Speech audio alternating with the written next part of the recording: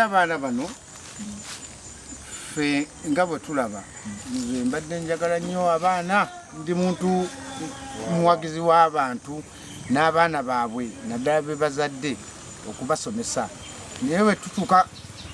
ku kivulu nga kino kibawo omukisa abaana bano ne basoma owulira so mpadde emitwalo 5 okusooka ekivulu kino kigende mu maaso nange nja kubeera omu ku bo okupasetinga era olunaku olwo nja kubeerawo mwebale nnyo mwebale era nga abaana bano era bakola by'emikono baluka by'emikono era tubakwazizaako mu kusoma so twakironcenga awo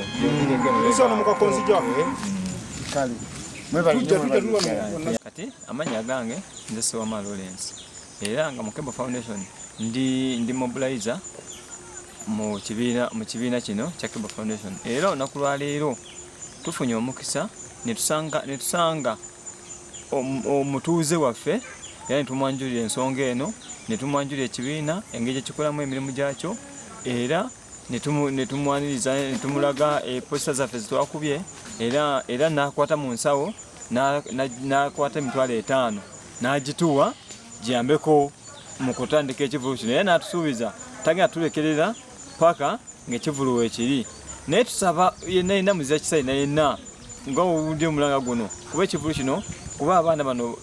tukwasizaako abaana bano mu mbeera yonna yonna nga mumanyi abaana tebali bulungi abamu bamulekwa kati tubakwasizaako mu mbeera ey'okusoma mu mbeera ey'awaka kugamba ne tukubiriza buli muziza yenna yenna muziza kisa yenna naye atudduukirire tiketi zafulumye yenna asobola okugula tiketi zonna agule nga bakulu bakuyingirira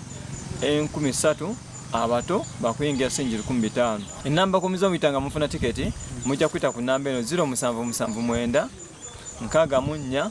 22 67 naye neri ku WhatsApp omuntu yenna asobola ku WhatsApp nasindikako obubaka eri 0780 71 75 21 ekivulu kigenda kubeerawo nga 12 ogwokuna 22 ku Easter Sunday mu kisaawe ekibooba. Twebaza Mwami Lubega tukwasiddwako ku kivulu kyaffe. Amannya gange mpitibwa Nakato Tracy nga ndi mukulembeze ku kakiiko ak'abato nga neebaza Mwami Lubega asobodde otukwasizaako ku kivulu kyaffe.